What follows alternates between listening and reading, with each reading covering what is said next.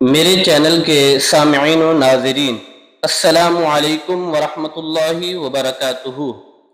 آج آپ کے سامنے حضرت نوح علیہ السلام کی کشتی کا واقعہ بیان کرتا ہوں۔ ہزاروں سال پہلے عرب میں ایک بستی تھی۔ وہاں کے لوگ اللہ تبارک و تعالیٰ کے نافرمان ہو گئے۔ وہ اللہ کا حکم نہ مانتے بلکہ بتوں کی پوجا کرتے اور مندر کے پجاریوں کا کہنا مانتے۔ ان لوگوں کی ہدایت کے لیے اللہ تبارک و تعالی نے حضرت نوح علیہ السلام کو اپنا رسول بنا کر بھیجا۔ حضرت نوح علیہ السلام نے ان لوگوں کو اللہ تبارک و تعالی کا پیغام پہنچایا۔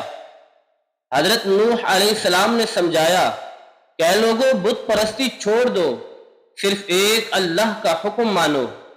اس پر ان پجاریوں کو غصہ آیا۔ انہوں نے حضرت نوح علیہ السلام کو معاذ اللہ جھوٹا کہا۔ حضرت نوح علیہ السلام نے سینکڑوں سال ان لوگوں کو سمجھایا، لیکن وہ لوگ ان کی بات ہی نہ سنتے۔ حضرت نوح علیہ السلام اللہ کا پیغام پھیلانے کی مسلسل کوشش کرتے رہے۔ بہت سالوں کی کوشش کے بعد تھوڑے سے لوگ حضرت نوح علیہ السلام کی دعوت پر ایمان لے آئے اور ان کے ساتھی بن گئے۔ یہ دیکھ کر مندر کے پجاری حضرت نوح علیہ السلام کے دشمن بن گئے اور حضرت نوح علیہ السلام کو نقصان پہنچانے لگے۔ انہوں نے حضرت نوح علیہ السلام پر پتھر برسائے اور ان کو جان سے مارنے کی کوشش بھی کی۔ حضرت نوح علیہ السلام نے ان لوگوں کو بتا دیا کہ میرا کام تو بس یہ تھا کہ اللہ کا پیغام تم کو پہنچا دوں، اب ہدایت کی راہ پر چلنا تو تمہاری اپنی مرضی ہے۔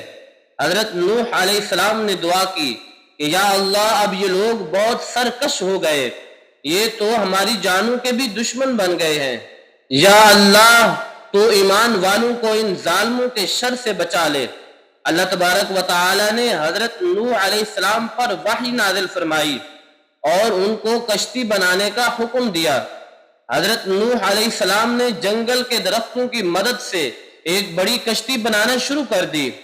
کافر ان کا مذاق اڑانے لگے کیونکہ وہاں دور دور تک کوئی دریا سمندر نہیں تھا۔ کشتی بن گئی تو بارش شروع ہو گئی۔